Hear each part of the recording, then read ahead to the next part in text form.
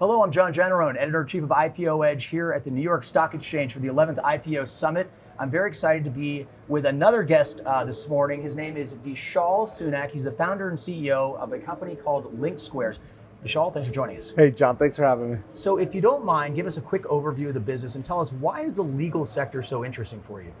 Yeah, we're building software for in-house legal teams that enable them to move their business forward faster, collaborate, be more efficient. Firstly, in contracting, so end-to-end contract management, and then managing other non-contract related tasks. We think about the world beyond contract as well. So companies that use our software can accelerate deals. They have more information about what they've agreed to at their fingertips. It's all powered by AI and running in the cloud.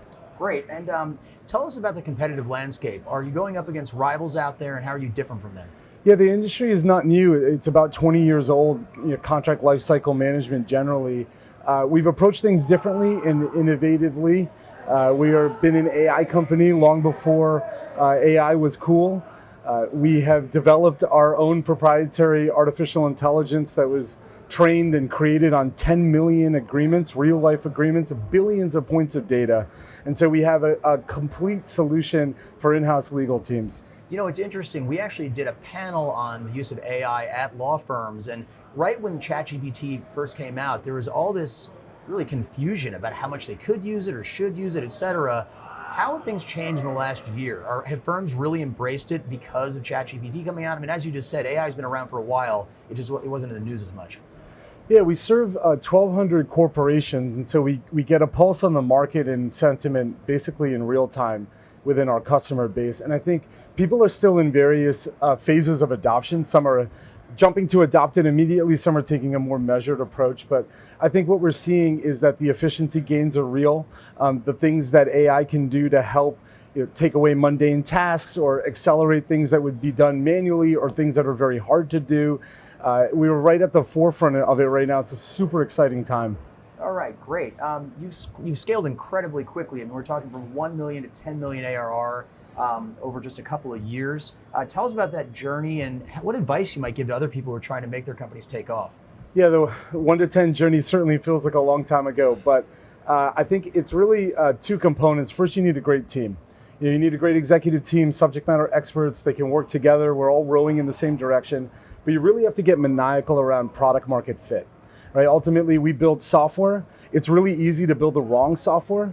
And so massive, quick scaling revenue growth is really a reflection of how strong you understand a business problem, and the product that you've built matches that business problem, and then the revenue grows from there. Gotcha. Now, you're growing explosively. This can be a delicate world, using AI and handling it properly. How do you plan to continue disrupting the industry, but while also, sticking to your core values? Yeah.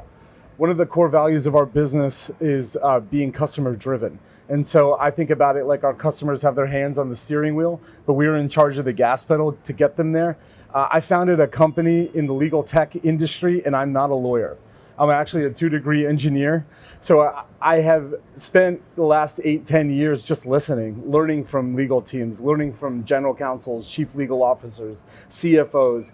And hand in hand, taking a customer-centric approach is really the best way to ensure everyone's getting something that they can use, but we're also thinking about things we may not.